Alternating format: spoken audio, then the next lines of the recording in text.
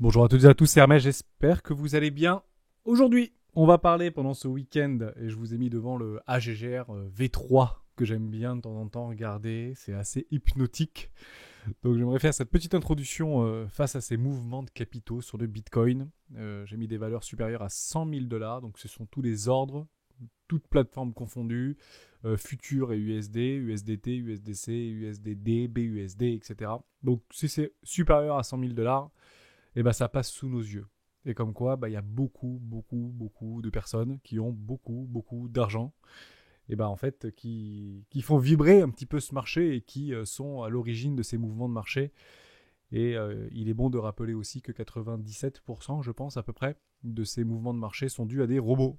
Voilà, donc c'est important aussi de bien le préciser, ce ne sont quasiment que des robots qui font ce type de mouvement de marché. Bon, qu'est-ce qu'on va parler aujourd'hui? Très simple, on va parler de nombreux FUD qui commencent à arriver sur nos réseaux sociaux, sur Google, sur les actualités, etc. Comme par exemple le China Ban récemment, et ça j'aimerais qu'on en parle. On parlera aussi des petites news actuellement, notamment JP Morgan qui sait pourquoi la hausse du Bitcoin est venue, et c'est pas nécessairement grâce à l'ETF notamment. Et je le répète souvent, mais à chaque fois qu'il y a un mouvement de marché volatile, il y a toujours une grande banque, un grand institutionnel ou un sachant, comme je dis, souvent, qui a la bonne raison en fait, qui a la réponse. Le pourquoi du comment du parce que.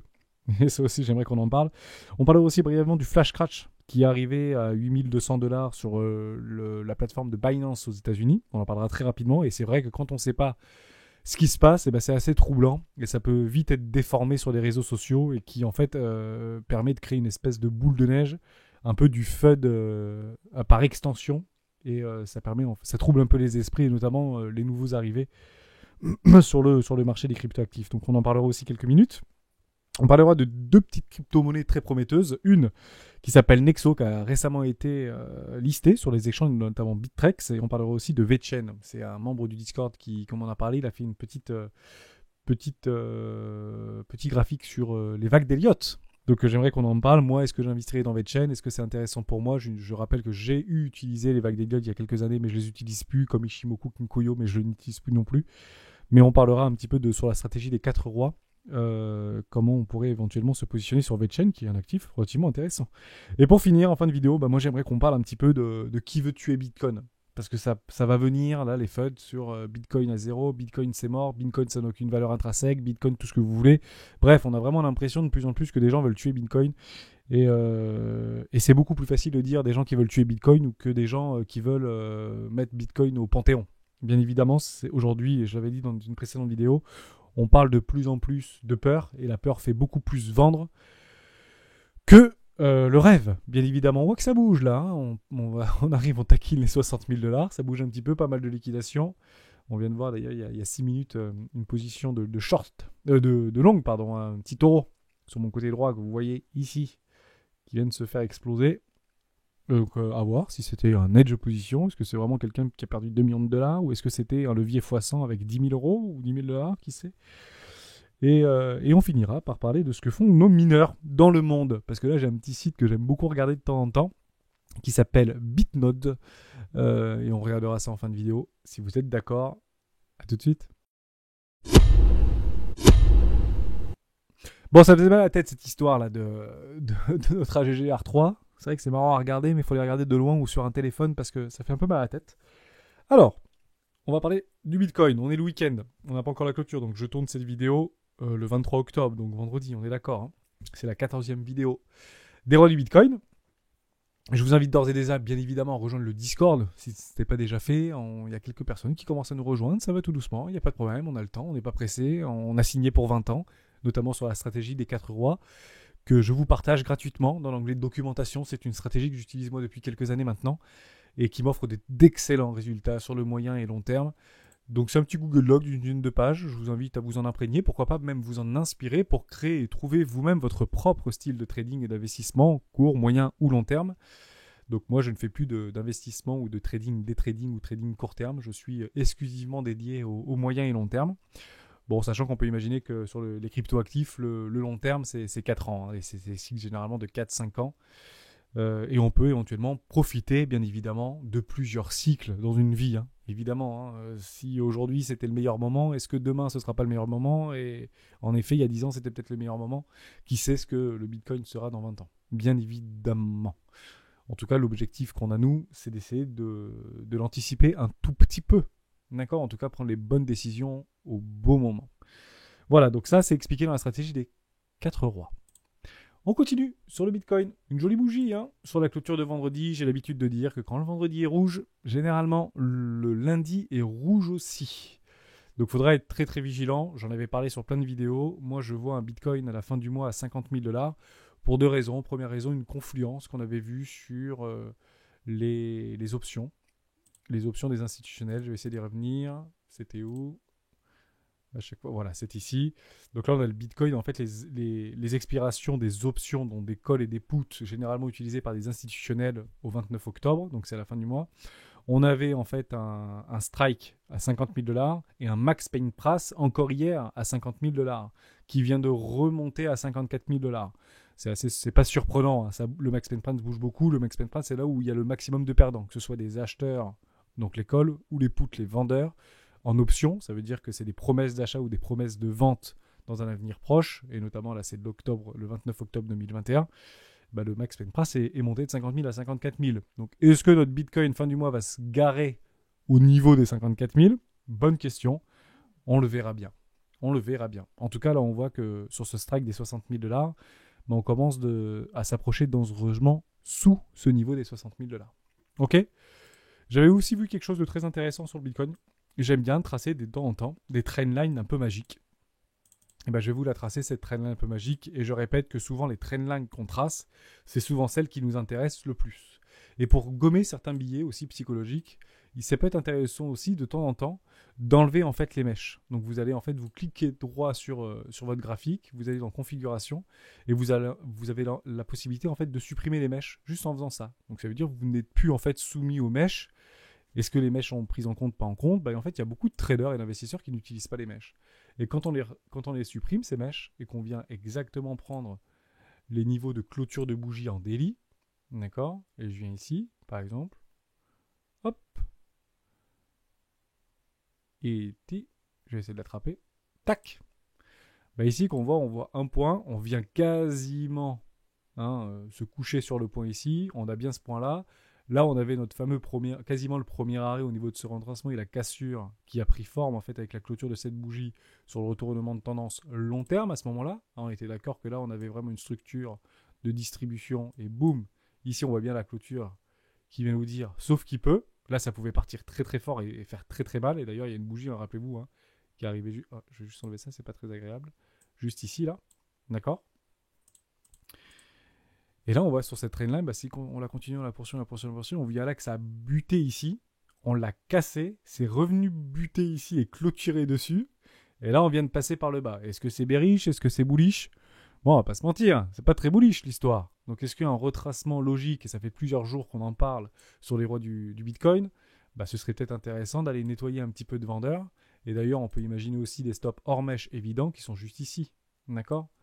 Sur des traders qui ont pris ici, qui ont mis leur stop de trade juste ici, également juste ici. Et ce qui est très très intéressant, c'est ici, il y a un joli trou dans le volume profile. Est-ce que c'est intéressant de venir jusqu'ici pour boucher ces trous-là, voire ici pour boucher ces trous dans le volume profile? C'est complètement rationnel et c'est complètement réaliste. Par contre, il y a un gros morceau à casser ici. On est d'accord que tout ça, qui à la base était une résistance pour que le cours vienne le casser ici, aujourd'hui est devenu support. On est d'accord que les résistances précédentes, les anciennes résistances, deviennent, malgré elles, des supports. Ok? C'est exactement ce qu'on voit ici. D'accord? Dans ce gros range qu'on avait ici. Vous vous rappelez le range? Là, par le bas, Bitcoin à 10 000 euros, 10 000 $, pardon. On revient, ça bute un peu, pullback, on revient, et puis là, ça fait maintenant support. Donc les résistances deviennent bien évidemment des supports. Ok? Et on peut voir un très très joli support, complètement évident. Et celui-là, j'aimerais qu'il tienne, pour être tout à fait honnête avec vous, parce que s'il ne tient pas, on se posera d'autres questions, c'est bien évidemment celui-ci, ce support-là. Là, ça fait un joli support. Vous voyez, souvent, il y a eu du travail, là, ça vient boucher ce volume profile, d'accord? Et là, je vois un super support, et comme par exemple ici également, en plein milieu de ce volume profile, d'accord? Là, on a des super supports, là. Bon, après, on a ceux-là, etc. On est d'accord. Hein. On n'est même pas encore venu au-dessus. Hein, d'accord? On avait celui-là. On avait ce petit support-là aussi. Vous voyez, là, ici, là, quasiment. J'ai enlevé les mèches. Hein. Mais on voit effectivement que souvent, les cours viennent s'arrêter dessus, voire rebondir, voire être rejetés sur ces résistances-là. D'accord? Donc, on a plein de résistances. Donc, autant c'était très difficile de passer là, autant ce sera tout autant difficile de passer là. Ok? Par contre, ce dont je suis sûr, c'est que si on arrive par là, le sentiment switch. On avait bien délimité précédemment que les 50 000 $ étaient un vrai prix psychologique et voir un Bitcoin sous les 100 000 $, sous les 50 000 $, pardon, psychologiquement, comme tout le monde aujourd'hui, on voit de partout sur les réseaux Bitcoin à 100 000, Bitcoin à 100 000, et le fait de passer en dessous des 50 000, c'est en dessous de la moitié. Et dans l'inconscient, il y a pas mal d'études qui en ont parlé, perdre en fait 50% de sa position devient dans une phase de capitulation extrême. Première chose positive, je vais remettre mes petites mèches. Hop, donc voilà, ça peut être intéressant aussi de gommer quelques biais psychologiques en enlevant ces mèches-là. Bon, si on clôture en dessous d'ATH, c'est pas top. Par contre, le mois n'est pas fini. D'accord? Même si la semaine est finie, le mois n'est pas fini. Et si on passe en weekly, d'accord? C'est pas parce qu'on clôture dans le rouge là que c'est la fin du monde. On est d'accord que si on clôture ici au niveau de la précédente clôture de bougie, ça reste très bullish. Ok? Bon, je suis d'accord, j'aimerais pas voir une clôture ici par exemple. Donc en dessous ça, bon là si on commence à prendre une grosse dérouillée, bon ce serait vraiment vraiment pénible. En tout cas là les mentalités vont commencer à switcher, ça c'est évident. Et le Bitcoin aime bien faire ça, hein. On est d'accord, le Bitcoin aime bien faire ce genre de choses, hein. C'est pas la première fois que ça arrive, ok? Donc pas d'inquiétude, on est bullish, la décision a été prise. On a cassé les ATH, l'objectif c'est de faire des nouveaux sommets, hein. D'accord? Et rien n'empêche de faire des choses comme ça, boum, boum, on vient liquider tous les lots, on revient clôturer vers les 50 000 $, on revient ici, on fait ça, derrière on refait une structure de marché, on aura bien un height, un low et un nouveau sommet. Ok? Même si c'est ici, c'est ce qu'on appelle une situation chaotique. C'est normal, hein. Ici c'était chaotique, hein. Ici c'est pas monté en flèche droite, hein. On parle tous des 65 000 $, mais bon, avant d'y arriver, il y avait moins de monde dans le bus, hein. Ok? Donc pour l'instant, rien. Pas d'inquiétude, pas de structure de marché, pas de structure de marché de renversement. La dynamique interne est toujours extrêmement bullish sur mon MACD. On quitte quasiment... on est toujours, hein, on quitte, mais quasiment, mais non, parce que la clôture n'est pas clôturée. La bougie n'est pas clôturée, mais on est toujours en situation de surachat en weekly. Par contre, en daily, je crois qu'on est re-rentré. Voilà. En daily, on est re-rentré. D'accord? Mais on est loin, loin de la survente. Hein. Ok? Ça crache. Bah oui, ça crache. C'est comme ça, à un moment donné, il y avait beaucoup d'acheteurs, on l'avait vu. D'ailleurs, on y retourne sur notre coinalyse. Qu'est-ce qu'on voit? C'est très simple. Hein. On voit là le ratio qui est complètement en train de monter. Donc, il y a des longues qui sont en train de longer. Là. C'est difficile de faire ça, les amis. Il faut faire attention. Le problème, c'est que quand là, vous voyez que ça continue à monter. Donc, les spreads sont très positifs. Le ratio long-short commence à monter. C'est deux possibilités. Soit c'est des shorts qui prennent très très vite des profits parce qu'ils ont très très peur, ou c'est des longues à fort levier qui achètent le dip. On achète le dip, on achète le dip, on achète le dip. Le plus probable dans ces cas de figure-là, c'est quoi? C'est une accélération du mouvement. D'accord? S'il y a beaucoup de personnes qui achètent en levier massivement, et c'est pas des petits leviers, hein, c'est pas du x2, hein, c'est du x5, x10, x20, x30, x100. Et en fait, le plus probable, c'est une accélération du mouvement, que ce soit à la hausse ou à la baisse. Là, dans ce cas-là, ce sera plutôt à la baisse sur un retracement. D'accord? Donc on verra où est-ce que ça nous arrive. En tout cas, ici, on voit qu'il y a quand même eu pas mal de liquidations. On est à 80 millions, à peu près, de liquidations. D'ailleurs, on peut aller sur Bybit, sur nos liquidations. Si on met par exemple sur les 12 dernières heures, on voit 73 millions, 12 dernières heures. Ça fait combien? All. Voilà, oui, voilà, 115 millions, donc 140 millions, 115 millions de longues, 25% de short, c'est normal, c'est pas délirant. Hein. On peut continuer à aller très très vite. Hein. Si on a décidé d'aller faire la chasse aux acheteurs agressifs en levier, ça peut très très vite aller sous les 50 000, déjà, là, aller chercher ses lots vers les 50 000, voire aller chercher et taquiner les 45 000. Hein. Bon, ce serait pénible, mais bon, il faut de tout, hein. D'accord? Encore une fois, ça ne remettrait pas en cause, et ça, c'est vrai que c'est difficile à entendre, la dynamique. D'accord? En gros, tant qu'on ne vient pas casser ça, bah techniquement ça reste haussier. Bon, ce serait pas très joli et je pense qu'il y a beaucoup, je vais supprimer ça, beaucoup d'acheteurs hein, qui attendent ici. Hein. Et d'ailleurs, on va les voir, les acheteurs, qui sont-ils? On va aller les voir juste, je vois pas très bien. C'est là, voilà. Sur OKEx, on voit qu'il y a beaucoup d'ordres encore qui sont en attente ici sur les 48 000. D'accord? Donc avant d'aller manger ça, bah, il y a de la place hein, quand même. Hein. Il y a du temps. Hein. D'accord? Bon, on voit par expérience que bah, souvent les ordres tendent à être fil. On le voit ici, on l'a vu ici, ça commence à être grappillé, on tend à y aller. Bon, rappelez-vous, on était à 65 000. Hein. D'accord? Il y avait beaucoup d'ordres hein, qui étaient placés déjà ici hein, pour retenir la chute. Également, ce qu'on voit sur Bitfinex, extrêmement liquide. Là, j'ai vu aussi passer, j'y pense, d'accord, donc parce que je viens d'y penser, donc je vais vous en parler. Mais on dit ici, en fait, c'est beaucoup de vendeurs qui placent des ordres, qui placent des ordres pour bloquer le prix. Oui, ça peut être du déni, pour dire qu'il y a des gens qui se mettent en levée. Il y a beaucoup de Bitcoin en fait qui se montent ici. Et en fait, on avait l'impression qu'après les 65 000, il n'y avait plus rien, mais en fait, il y a des couches qui se remettent. Bon, ça peut être deux choses. La première chose, c'est qu'effectivement, ça peut être des vendeurs en déni qui shortent un peu le marché pour essayer de repousser le marché parce que non, moi je voulais prendre du Bitcoin à 30 ou 20 000. Mais ça peut être aussi des baleines hein, qui vendent et qui placent leurs ordres tout petit à tout petit. Je rappelle qu'une baleine, pour vendre, il doit absolument avoir des acheteurs en face. Parce que s'ils commencent à larguer l'intégralité de leur bague, bah, le cours en fait il va très vite tomber et très durement. Et personne en fait ne veut ça. Même les plus grosses baleines, si elles veulent vendre leur prix à 65 000 $, si les baleines ont décidé, ou les institutionnels, ou les big boys, hein, peu importe, ont décidé de vendre leur prix, leur bitcoin à 65 000 $, c'est pas pour envoyer tout à 65 000 $, c'est qu'en fait, ils vont lisser leur prix de vente par le haut. D'accord? Donc, un exemple très simple, je place un petit peu ici à 50 000, je place un petit peu ici à 60 000, je place un petit peu ici à 63 000, je place un tout petit peu d'ordre ici à 64 000, je place un petit peu d'ordre ici à 67 000, 72, 73. Et qu'est-ce qui se passe à ce moment-là? Et bien en fait, ça s'appelle une psychologie inversée par rapport à une technique ou une stratégie qu'on utilise qui s'appelle le dollar cost average. Et bien au même titre qu'on lisse nos achats, regardez, hein, au même titre qu'on lisse nos achats vers le bas, d'accord, comme ceci, pour avoir un prix d'achat moyen bah, environ là, si on met 1000 $, 1000 $, 1000 $, 1000 $, 1000 $, notre prix d'achat moyen, il ne sera pas de 42 000 ou il ne sera pas de 11 000. Notre prix moyen, il sera à peu près de 20 000. D'accord? Et bah, ce qu'on achète, bah, beaucoup de gros portefeuilles le font, mais la même chose, mais vers le nord. On vend, jusqu'à la mort. Hein. On vend, jusqu'à 200 000 peut-être, pourquoi pas? On vend. Donc leur prix de vente moyen, ce ne sera pas du tout les 30 000, ce ne sera pas du tout les 40 000, 60 000. Bah, ce sera peut-être 90 000 ou 100 000. D'accord? Donc le dollar cost average pour acheter et agir sur les marchés des cryptoactifs, Bitcoin ou autres, hein, ça va dans un sens, mais ça va également dans l'autre. Et c'est comme ça que les baleines, en fait, vendent leur Bitcoin. Voilà. Et généralement, ils en vendent beaucoup plus ici, hein, sur des poches de liquidité complètement logiques. D'accord?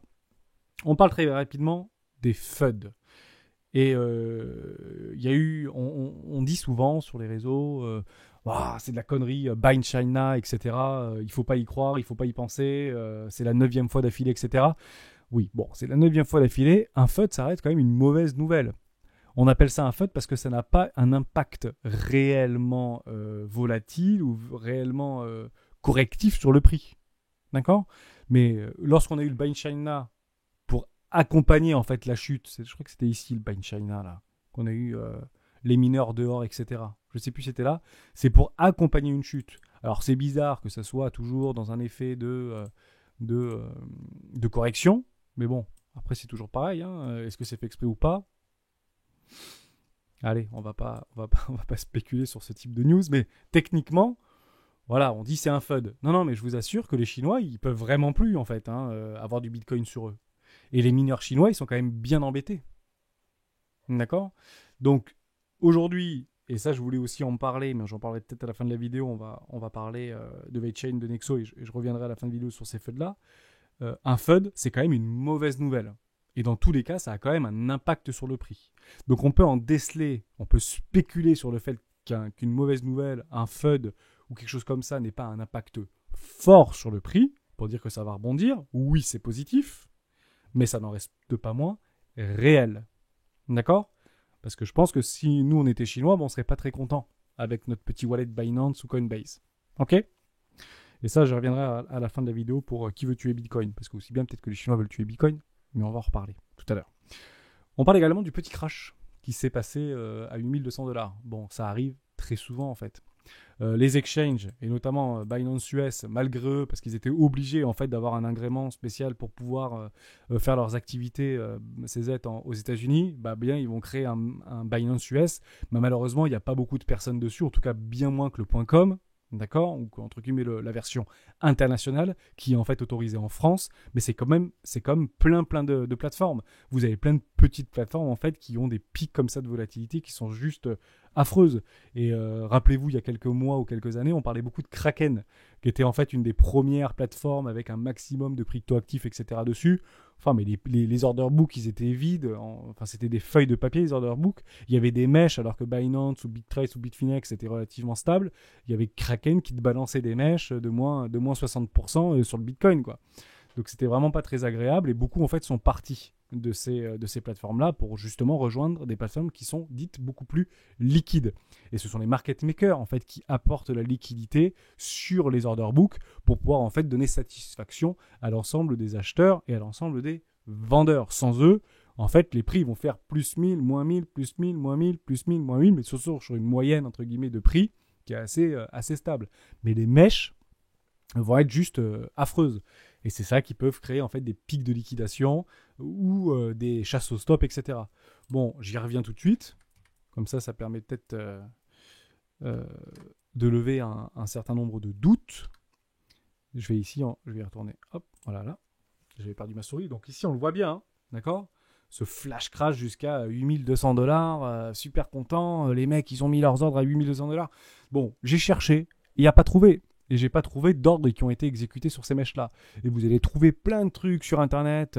Comment ça s'appelle ?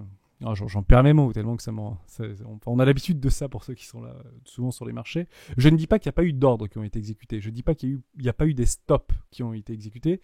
Mais je peux vous garantir qu'il n'y a pas eu un pic de liquidation de plusieurs milliards sur le Bitcoin. Et notamment en US, parce qu'il y a quand même des clients sur cette plateforme-là. Ils n'ont pas tous été shootés. Hein. Il y en a pas tant que ça finalement. Et d'ailleurs, j'en ai pas trouvé moi. Donc peut-être qu'il y en a, mais je pense qu'il y en a très très peu. Et même s'il y en avait, je pense qu'ils seraient remboursés par Binance parce que c'est en fait très souvent arrivé il y a quelques années, bien évidemment. Donc voilà, ça arrive. Sur Kraken, il y en avait plein. Une réelle, par contre, que comme ça je vous le donne au mille, qui était arrivée, c'était sur ONT. Donc voilà, donc peu d'ordres ont été exécutés, mais il ne faut pas trop croire tout ce qu'on dit sur Internet. Non, il n'y a pas 1000 personnes ou 10 000 personnes qui ont sauté sur cette mèche-là. Hein. C'est juste voilà, un pic, parce que peut-être qu'il y avait des ordres qui étaient coincés à 8000$, qui n'avaient jamais été retirés, et que ça a été en attrapé un, peut-être une fraction, en fait. On va aller sur Binance. Donc là, je suis sur Binance USD. Cette mèche-là, par contre, elle est réelle. Il y a probablement des ordres sur cette mèche-là, et le machin, il est quand même tombé à 0. Hein. D'accord ? Donc ça, pas très drôle. Voilà, 0,001. Pourquoi 0,001 ? Parce qu'à un moment donné, c'était un peu la mode de laisser sur les exchanges, c'était pas trop regardé. Il y avait plein de personnes qui mettaient plein d'ordres, mais quelques dollars, peut-être $50 ou $40 ou $100 sur du 0,001 alors que centimes de dollars, alors que l'asset peut-être était à $1, la crypto-actif à la crypto-monnaie elle était à $1, $2 ou $3. Et des fois, sur ce genre de pic, vous pouvez peut-être avoir une chance d'avoir un vendeur qui est au marché et qui va vous filer en fait une toute petite partie de votre position. Peut-être pas beaucoup, peut-être $20. Mais si vous mettez juste un petit truc à 20 ou $30 ici, je crois que c'est plus possible, on en discutait avec un membre du Discord, mais je crois que c'est plus possible de placer des ordres sur Binance ou sur des grosses plateformes, parce que derrière, si vous remontez, vous faites du 50 000% quand même. C'est quand même pas rien. Alors même avec 10 ou $20, si vous arrivez à avoir un tout petit truc qui est une portion de votre machin, qui est de votre ordre ou de votre position qui est file, hein, pas forcément 100%, mais quelques dollars, enfin ça fait du 53 000%, c'est quand même pas rien. D'accord ? Voilà, donc c'était un peu la mode à un moment donné. Je me rappelle qu'on en avait discuté avec un membre du Discord. il y a quelques années sur une communauté de professionnels et d'amateurs, sur Link, par exemple. Et effectivement, on avait vraiment vu des ordres qui avaient été fill dans l'order book à 0,001 centime sur le Link, alors qu'il était à ce moment-là à 1,7 $. Vous imaginez, s'il les a toujours pas vendus, ça fait intéressant, le pourcentage entre 1 centime, s'il a réussi à en choper quelques dizaines ou quelques centaines, par rapport à ce qu'il vaut aujourd'hui. Je crois qu'il est aux alentours des 20 ou 25 $. Voilà pour ça. On poursuit très rapidement. Sur VET, on en a parlé dans Discord. Hop, je vais retourner dessus. Est-ce que c'est intéressant pour moi? Est-ce que c'est pas intéressant pour moi? On en parle tout de suite. VET.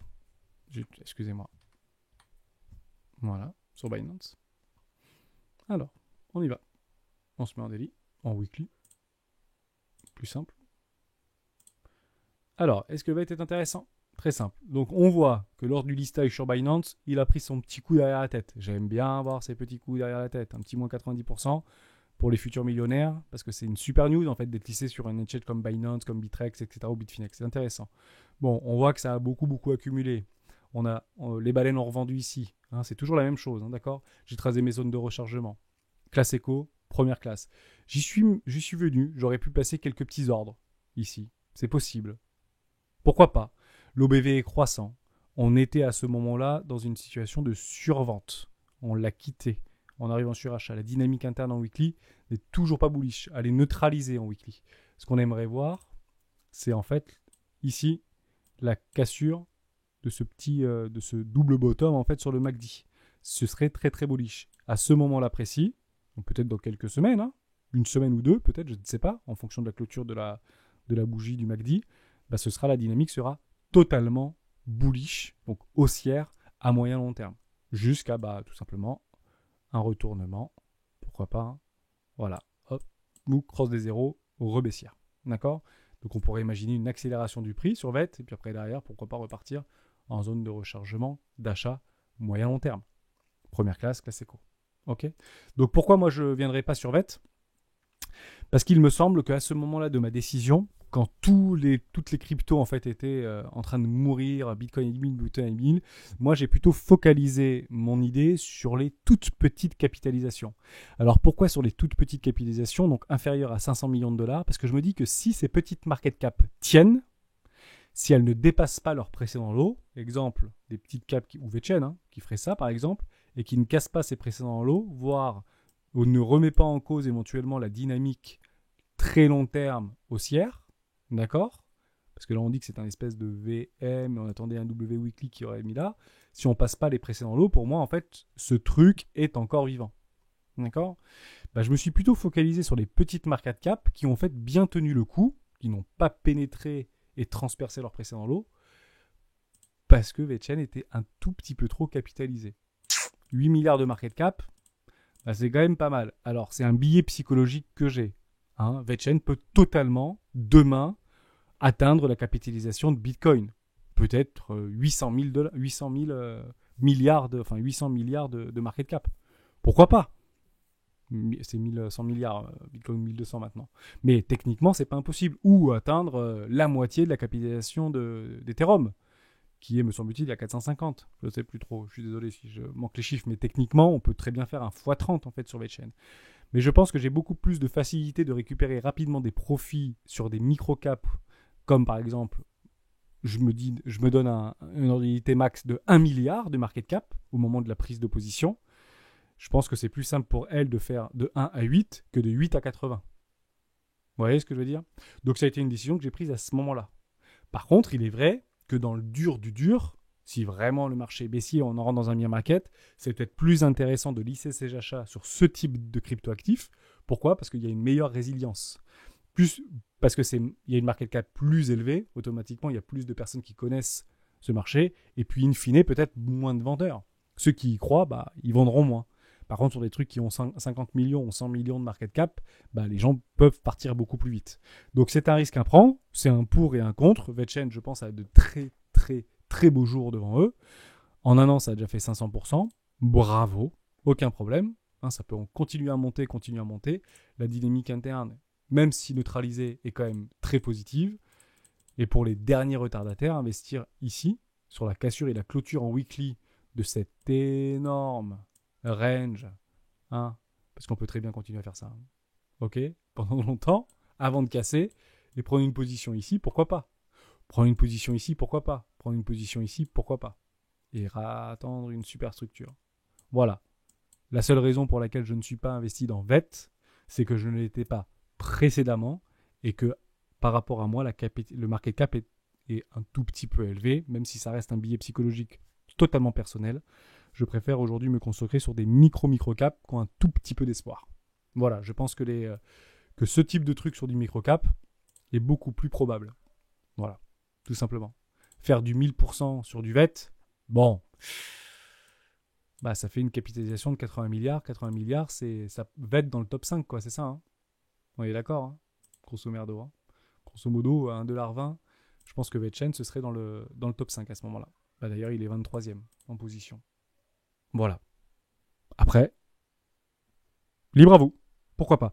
On parle de Nexo, très rapidement. Nexo, pourquoi ? Parce que ça a été récemment listé sur Bitfinex.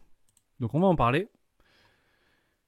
Et on voit que ça pousse. Ouais, j'ai fait les trucs, j'avais vous dit tout à l'heure, voilà, top crypto, bon fondamental. Je me suis très rapidement renseigné sur les équipes. Le premier découvert cryptographique instantané au monde. Nexo est alimenté par un groupe fintech de premier plan au service de millions de personnes à travers l'Europe depuis plus de 10 ans, etc. Donc vous faites votre petit truc.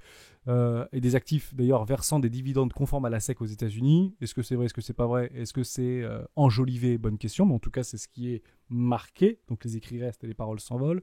Et adossé à un actif sous-jacent de portefeuille de prêt Nexo. Ok, 1 milliard de MC. Alors je pense qu'à un moment donné, c'était peut-être là le 1 milliard de MC, donc là ça a dû être monté à 1,5 milliard, et on va aller voir juste après. Donc est-ce que la structure est intéressante ? Ouais, on se prend une grosse baffe, boum, donc c'est listé, le machin il perd 60%, donc les futurs millionnaires ils se font rincer. Derrière, magnifique structure en Monthly, si ça vient clôturer ici, c'est super bullish. Vraiment, le truc il peut faire ça et boum, repartir. Et pourquoi pas atteindre 8 milliards de market cap à la VeChain et passer dans le top 30. Pourquoi pas ?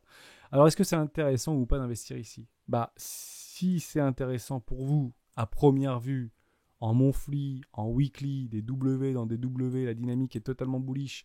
J'ai pas d'historique, hein, c'est normal parce que c'est beaucoup trop récent. Mais si je passe en daily, c'est joli, hein. Là, on a des explosions littérales. Le truc, il a fait en quelques jours, ici, 30%. Bon, c'est joli, hein. Ça accumule, ça accumule, ça accumule, ça accumule. Bon, bah, on va aller voir là où je vous avais proposé d'aller voir récemment. C'est sur CoinMarketCap. Pourquoi ? Parce que c'est là où on a l'historique du marché. Donc, on va aller voir la vue d'ensemble et l'historique de Nexo, qui est actuellement à 2,30$. Et si on se met en all, aïe. Bon, hein, c'est pas la même. Là, on voit, il y a bien 1,2 milliard de market cap.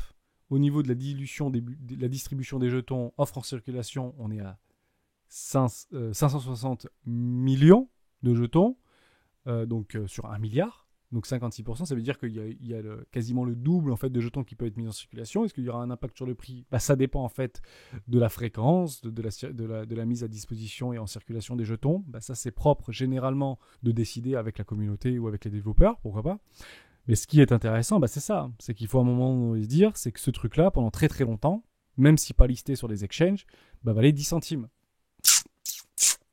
Et est-ce que à ce moment-là, les baleines, les sachants, les investisseurs, les ventures, les business angels, tout ce que vous voulez, n'ont pas accumulé ici, en rincé en fait les tout petits portefeuilles qui, à l'origine, croyaient en projet, mais on se dit mais ce truc il fait rien alors que Solana il fait du 1000%, alors que Chiliz il fait du 10 000%, alors que Elrond il fait du 10 000%.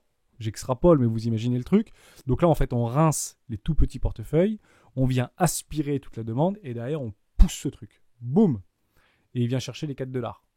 Retracement, normal, parce qu'à un moment donné, bah, il faut bien que les baleines et les gros portefeuilles qui ont aspiré toute l'offre ici, bah, il faut bien qu'ils la vendent. Hein. Donc ça fait des choses un peu sévères. Mais juste ce qu'il faut se dire à ce moment précis, c'est que si vous achetez sur une clôture, alors peut-être vous pouvez attendre un pullback aux alentours des 2$, partir du principe qu'il y a des personnes qui vont acheter à 7 centimes de dollars. D'accord ? Donc, ce qui est intéressant, c'est de l'acheter ici. C'est pas évident de l'acheter ici parce que ce n'est pas sur les exchanges. Oui. Mais bon, quand on voit sur ce type de choses, ah bah c'est génial, le machin il a fait moins 60%, etc. Non, en fait, même à 1,30$, le truc il avait déjà fait x15. D'accord? Sur les premiers. Et c'est de ça que je voulais vous parler. Ça, c'est important de le savoir. Donc, toujours aller un tout petit peu plus loin que la simple démarche de dire, bah voilà, ça chute, c'est bien, ça fait une jolie structure, pourquoi pas, in the moon. Ce truc peut complètement peut-être valoir 100 milliards de dollars dans 5 ans. Je dis pas du tout le contraire. Je n'en sais strictement rien. La seule chose que je me dis, c'est que si ça fait ce genre de choses, par exemple, bah en fait, à ce moment-là, à mon avis, ça peut s'accélérer et faire un petit peu voilà, du haillon, du machin, avant de repartir. Donc moi, ce que je fais, généralement, en sachant que ce n'est que sur Bitfinex, c'est pas encore sur Binance, etc. Donc est-ce que c'est pas un coup de Trafalgar, l'histoire? On ne sait pas. Moi, j'aime bien quand c'est sur plusieurs exchanges. Là, c'est que sur Bitfinex et sur... On va y retourner d'ailleurs. C'était où? Non, c'était pas là. Bon, je l'ai perdu. Je sais plus. Je l'ai coupé? Ah non, c'était ici, pardon. Inexo. On descend. Voilà, afficher tout. Sur Yubi aussi, pardon. C'est sur Yubi. Voilà, Uniswap, V2, V3, Binance Dex. D'accord. Mais bon, c'est pas coté sur la grosse masse, entre guillemets, des nouveaux arrivants. C'est ça que je veux vous dire. C'est ceux qui vont arriver si on vient clôturer des bougies au-dessus de 70 000 dollars sur le Bitcoin, etc. Et qu'il y a vraiment de la bonne news. Je pense que beaucoup de personnes iront sur Coinbase, iront sur Binance, iront sur ces trucs-là. Et j'aimerais que mes assets y soient, quoi. Donc moi, j'ai bien envie d'être que mes assets dans lesquels je suis investi pour profiter de cette forte hausse soient réellement sur un maximum d'exchange. D'accord? Sinon, très simple. Je clique, je vais chercher une bougie, ma clôture. Alors, est-ce qu'il y a vraiment eu du business ici? Est-ce que ça a vraiment eu... Oui, bah logiquement, c'est qu'il y en a eu. Hein. On va le mettre en 1 heure. Je vais voir s'il y a eu un petit peu de travail sur cette grosse bougie rouge là. Bah, il n'y a pas beaucoup de travail. Hein. Bon, on va annuler cette grosse bougie alors. Parce qu'il n'y a pas eu de travail en fait sur cette bougie. Donc ça a été plus ou moins listé vers le 1,74$.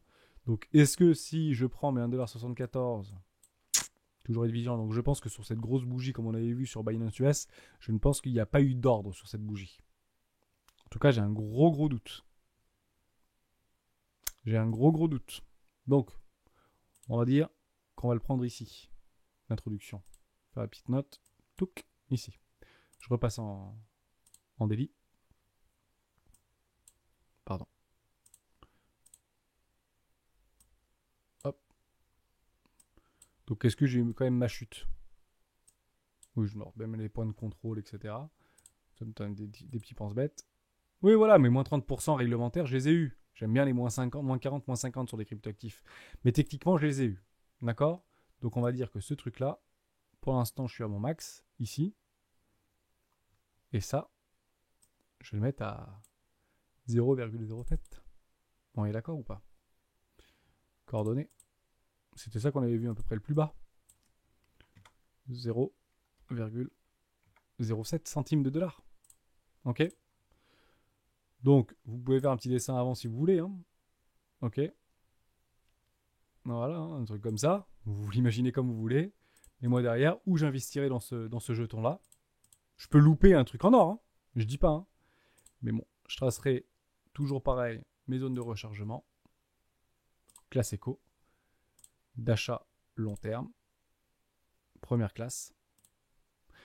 Et ce serait bien que vous faites vous aussi de votre côté, si vous êtes intéressé par les trucs un peu, on ne sait pas trop ce que c'est, de faire cette recherche-là et d'essayer de vous projeter en faisant ça.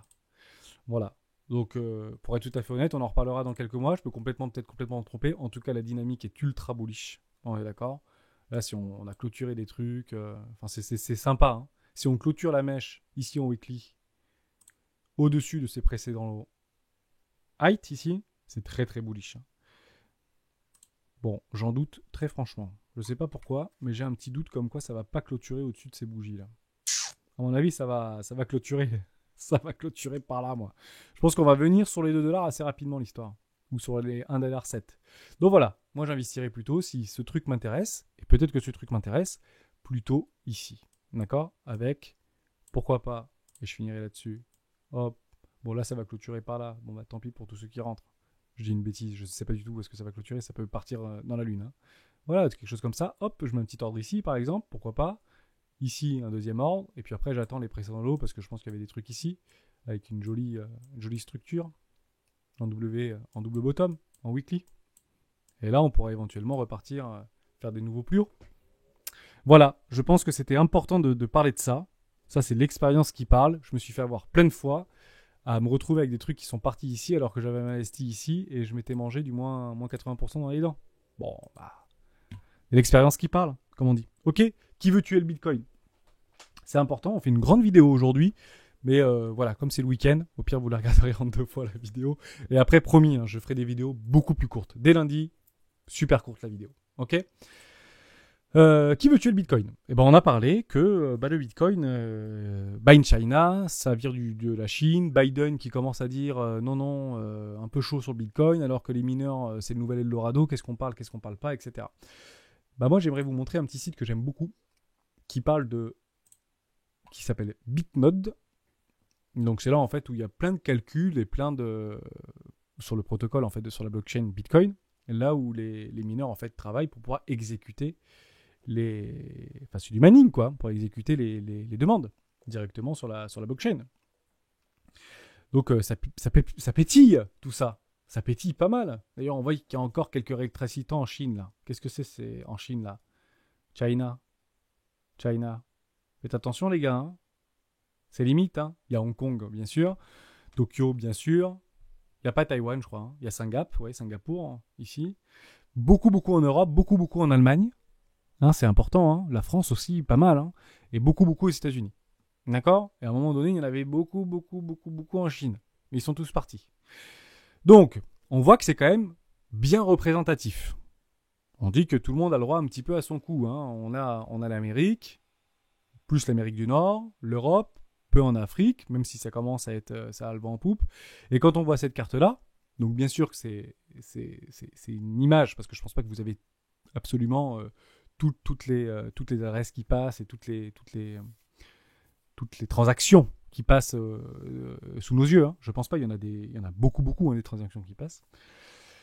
Très bien. Bon, bah moi, qui veut tuer Bitcoin là-dedans? Je sais pas trop. Et je vais vous montrer autre chose. Donc je pense pas que quelqu'un veuille tuer le Bitcoin. Par contre, ce qui est important de comprendre d'un point de vue psychologique, c'est que dans la métaphore, on va tuer le Bitcoin, ça ne veut pas dire on va littéralement détruire le Bitcoin. Imaginez juste qu'on va peut-être aussi pouvoir le remplacer. Remplacer comment? Bah pourquoi pas avec une monnaie entre guillemets décentralisée mais de banque centrale? Pourquoi pas un dollar numérique? Pourquoi pas un euro numérique? Qui sera bien sûr peut-être, on va le dire dans la pub, qu'il y aura une infime partie de décentralisation juste pour faire rêver les crypto-rêveurs ou je sais pas trop quoi, ou la communauté pour pas trop se faire déglinguer la tronche sur les premières années, mais pourquoi pas? De toute manière, aujourd'hui, partons du principe qu'en fait, on est très peu en fait à regarder ce genre de choses, à être sur des crypto-actifs. C'est une infime partie de la population. On fait aujourd'hui partie des 0,001% de la population. On a l'impression qu'on en parle beaucoup, mais non, en fait, on en parle très peu. Hein? Si on compare aujourd'hui le Bitcoin à Facebook, bon bah ouais, je pense que même si aujourd'hui de nom on peut imaginer que beaucoup de personnes connaissent Bitcoin, hein, c'est pas ce que je suis en train de dire, mais qui font des transactions en Bitcoin, qui sont sur des plateformes d'échange, qui ont investi leurs propres deniers, leurs propres économies ou une toute petite partie de leurs économies dans Bitcoin, il y en a très peu. Il y en a très peu. Par contre, ce dont je suis sûr, c'est que je pense que s'approprier du Bitcoin et acquérir du Bitcoin sera demain aussi facile que de créer une adresse Google, Gmail, ou que de créer un compte Facebook ou un compte WhatsApp, ou un compte TikTok ou tous les réseaux sociaux qu'on peut connaître. Ça, j'en suis totalement convaincu. Également, ne pensez pas qu'une nouvelle soit écrite dans le marbre, toujours dans cette éthique de tuer Bitcoin, qui pour moi est pour le coup un FUD, hein, réel, on en parlait en début de la vidéo. Bah, regardez ce qui s'était passé. On a dit que récemment, la Chine bannissait toutes les transactions en crypto-monnaie de sa population. Donc ça, c'est un FUD, mais c'est vrai quand même. Ça fait des dommages hein, pour la population chinoise, en tout cas pour peut-être ayons une pensée pour nos homologues chinois qui sont à notre place, qui étaient sur des chaînes YouTube, qui étaient sur des communautés de crypto membres actifs, etc., qui sont très déçus. Ils sont blessés, en fait. C'est difficile, en fait, de vivre dans un pays qui interdit les choses comme ça. Donc, voilà. On parle un peu de la France, de l'Occident, etc., mais en Chine, c'est difficile aussi d'y vivre et de vivre avec ses règles. D'accord ? Donc, bon, un FUD, mais pas top. Qu'est-ce qu'ont fait, les mineurs chinois ? On a dit, les mineurs chinois sont partis en périphérie de la Chine. Et notamment, dans un pays, le nouvel Eldorado, avec les États-Unis bien sûr, mais le nouvel Eldorado des Chinois, des mineurs, le Pakistan. Vraiment ? Le Pakistan. Eh ouais. Je vous montre ça en mille. Le Pakistan. Pakistan, le nouvel Eldorado. Donc une tribune, vous devez connaître, il y a plein d'actualités là-dessus. Le nouvel Eldorado des mineurs.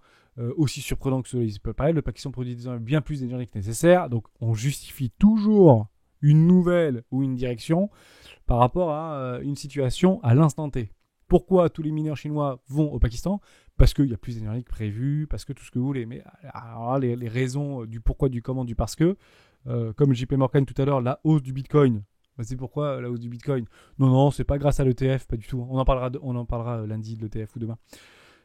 C'est pas du tout dû à l'ETF Bitcoin, c'est dû à l'inflation. Ouais, mais en même temps, les gars, l'inflation, ça fait quand même quelques semaines qu'on en parle, voire quelques mois. Hein. À un moment donné, si t'as pas de télé, c'est difficile de pas voir l'inflation, quoi.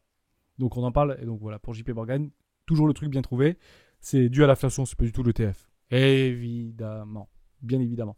Et ça, c'est intéressant d'ailleurs, que JP Morgan parle de ça, c'est qu'en fait, ils sont en train de mettre en avant ils sont en train d'associer, pour les non avertis, hausse du Bitcoin égale inflation. À méditer. Très intéressant. Si les institutionnels commencent à associer la hausse du Bitcoin par rapport à l'inflation, puisque l'inflation, je pense que dans notre esprit, on va en parler pendant les 10 prochaines années, peut-être qu'on est en train de travailler l'inconscient de la grande population occidentale sur Bitcoin, hausse, inflation. Pourquoi pas ? Pourquoi pas ? Attention, je rappelle que le Bitcoin n'est pas forcément une valeur refuge au même titre que le gold. Ça reste un investissement extrêmement risqué. Attention, la volatilité existe vraiment. On continue sur le Pakistan, nouvel Eldorado. On a aussi, quelques jours avant, le Pakistan ne veut pas interdire le Bitcoin et d'autres crypto-monnaies. Ah bon ? Le Pakistan ne veut pas interdire les crypto-monnaies parce qu'en fait, il s'est passé, il n'y a pas plus tard qu'il y a 1 an et demi en arrière, vous retrouvez un petit article qui était très drôle, qui s'appelle « Les pays dans lesquels le Bitcoin est interdit ou légal ». Alors là, vous avez légal, illégal, restriction, illégal. Donc maintenant, on imagine que la Chine, c'est pas si illégal, d'accord ? Et on a pays où Bitcoin est interdit. C'est interdit. On est bien d'accord. 2019, mars 2019, avait décidé de faire ça. On a quoi ? Oh, Bitcoin interdit, Pakistan. Mais bon, on retourne notre veste. Ah bon ? Et ça rigole pas là-bas. Hein. Et là, c'est le nouvel Eldorado des mineurs et de la crypto-monnaie ? Et que finalement, on va pas empêcher les crypto-monnaies de venir dans le pays ? Intéressant. Donc attention à ça. Ce qui est marqué dans le marbre pour dire que la Chine interdit le Bitcoin, etc. Dans 3 ans, c'est Bitcoin in the moon, en fait, pour la Chine. Ou même dans 3 mois, ou même dans 6 mois. Après une longue discussion avec les mineurs. Parce que partez aussi du principe, et ça tourne un petit peu aussi sur les réseaux, il y a beaucoup de mineurs encore qui n'ont pas déménagé. Hein. Il y a beaucoup de très, très, très gros mineurs qui ont éteint les machines, mais qui sont encore en place. Et qui font peut-être un peu de lobbying, un peu de forcing au niveau qui est probablement difficile. J'y suis pas, je connais pas hein, le parti chinois, mais qui sont en train en tout cas de faire jouer et de mettre toute leur énergie pour pouvoir rebrancher leur machine. Et ça ne tient qu'à un doigt, quoi. C'est ça qui est intéressant. Donc aujourd'hui, oui, c'est interdit en Chine. Peut-être que dans 3 ans, c'est totalement légal, c'est totalement ce que vous voulez. Donc dans l'idée et je conclurai là-dessus, dans l'idée de tuer le Bitcoin, c'est pas forcément le tuer littéralement dans le sens en fait étatique du terme, mais c'est plutôt dans l'idée d'un remplacement du Bitcoin. Le Bitcoin a été le début de quelque chose, le début d'un protocole, le début d'une révolution sur les crypto-actifs. De dire que Bitcoin va disparaître demain, j'en doute. J'en doute pourquoi ? Enfin, demain. En tout cas sur les 10 ou 20 prochaines années. Pourquoi ? Parce que nous, on pense que c'est déjà quelque chose d'assez global et universel. Or, pas du tout. C'est encore très très peu utilisé. Même si Bitcoin a beaucoup de défauts, je pense qu'en termes de demain de valeur refuge, ça peut être aussi intéressant que d'avoir de l'or. En sachant qu'aujourd'hui, il y a beaucoup plus d'ETF or, donc qui sont en portefeuille, entre guillemets, d'actifs financiers, que d'or physique. On est d'accord, hein.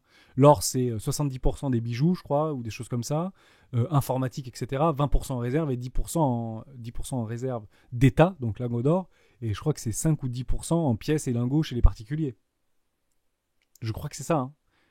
Et aujourd'hui, on a bien vu que 95% des bitcoins aujourd'hui en circulation sont détenus par 2% des adresses. Alors, effectivement, si vous êtes monsieur 2% des adresses, pour vous, ce sera peut-être facile de tuer le bitcoin et de l'envoyer à zéro. Quel intérêt de le faire? Bonne question. Parce qu'à un moment donné, il n'y a que l'argent qui compte. Beaucoup, en tout cas, malheureusement, dans notre société. Remplacer le bitcoin, certainement et sans aucun doute. Je suis d'accord avec ça. Je pense que demain, des Ethereum 3.0 ou ce que vous voulez pourront à terme remplacer le bitcoin. À chaque fois, on y croit, hein. On le voit, hein, sur les dominances du bitcoin par rapport aux alts, etc. On se dit, ça y est, le climax run, Ethereum devant le bitcoin, etc. C'est pas gagné, hein. Encore, c'est pas gagné. Est-ce que ça arrivera? Sans aucun doute. Sans aucun doute.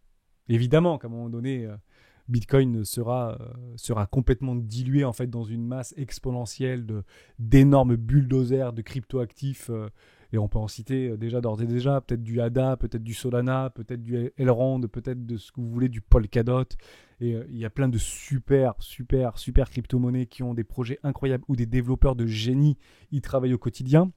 Je prends l'exemple, je prends l'exemple de Brave. J'aime bien Brave. Je suis sur Brave. J'aime bien ce truc BAT. J'aime bien. C'est un ancien mec de chez Mozilla. Enfin, je me dis que c'est pas des. Même s'il y a pas mal d'enfants et de jeunes talents, hein, qui vont sur ce marché-là, je me dis qu'il y a quand même des très très bons en fait qui vont sur ce marché-là. Et si des très très bons vont sur ce marché-là, je me dis qu'il faut à un moment donné les suivre. Voilà. Merci à toutes et à tous d'avoir suivi cette vidéo du week-end. J'espère que je vous ai gommé un grand maximum de biais psychologiques. Donc, ce qui est écrit dans le marbre aujourd'hui sur les cryptoactifs pourra bien évidemment totalement changer demain. Totalement. On le voit avec le Pakistan. Hier, c'était interdit. Enfin, c'était interdit, illégal à l'Eldorado du Bitcoin, quoi. L'Eldorado des mineurs. Voilà pour ça. Ciao.